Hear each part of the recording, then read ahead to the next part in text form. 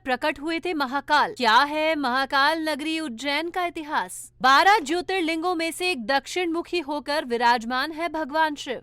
भारत को विभिन्न धर्म और संस्कृति का देश माना जाता है। मध्य प्रदेश की धार्मिक राजधानी अवंतिका उज्जैनी समेत कई नामों से प्रसिद्ध है। शहर उज्जैन, यहाँ विराजमान है भगवान शिव के 12 ज्योतिर्लिंगों में से एक महाकालेश्वर ज्योतिर्लिंग। मां शिप्रा के तट पर बसा ये शहर अपनी धार्मिक मान्यताओं के लिए जाना जाता है।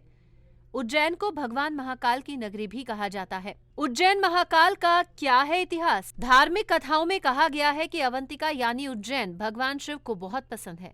एक समय की बात है, यहाँ एक ब्राह्मण परिवार रहा करता था। उस ब्राह्मण के 4 पुत्र थे। दूषण नाम के राक्षस से सब परेशान थे। राक्षस के बढ़ते अत्याचार से लोगों को परेशान देख उस ब्राह्मण ने भगवान शिव की अर्चना की।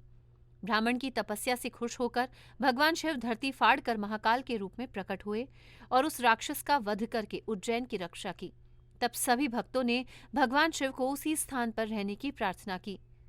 तो भगवान शिव भक्तों की प्रार्थना से प्रसन्न होकर महाकाल ज्योतिर्लिंग के रूप में वहीं स्थापित हो गए। 3 महाकाल विराजमान है उज्जैन में। उज्जैन में 3.5 काल विराजमान है महाकाल, काल भैरव और गढ़ कालिका और अर्ध काल भैरव। यदि महाकाल बाबा और जूना महाकाल बाबा के दर्शन करने के लिए जाएं तो यहाँ भी दर्शन जरूर करें। राजा को नहीं थी उज्जैन में ठहरने की इजाजत। बाबा महाकाल सृष्टि की उत्पत्ति के साथ स्वयं प्रकट हुए थे। आज भी उज्जैन के राजा महाकाल ही हैं।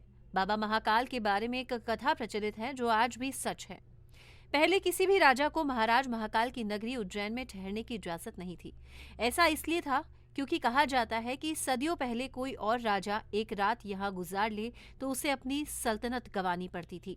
इसी वजह से महाकाल की शरण में रहने के लिए सिंधिया राजघराने ने महल बनवाया। महाकाल की भस्म आरती के पीछे की कहानी। शिव पुराण के अनुसार भस्म सृष्टि का सार है। एक दिन पूरी सृष्टि इसी राख के रूप में परिवर्तित होनी है। सृष्टि के सार भस्म को भगवान शिव सदैव धारण किए रहते हैं। इसका अर्थ है कि एक दिन यह संपूर्ण सृष्टि शिवजी में विलीन हो जाएगी।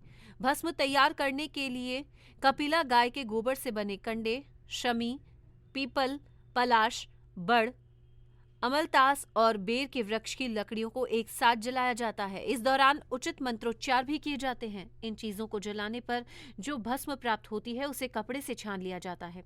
इस प्रकार तैयार की गई भस्म भगवान शिव को अर्पित की जाती है। कैसे मिले पापों से मुक्ति?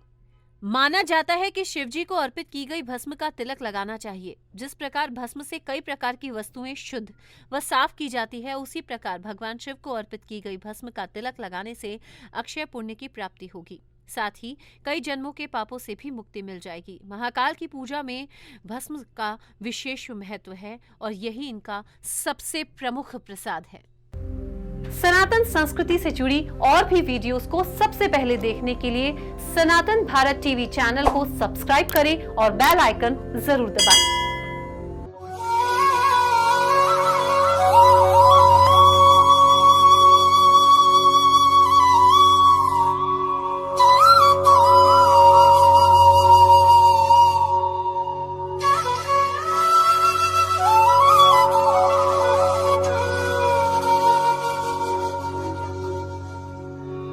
विरल आनंदम, आपका अपना चैनल सनातन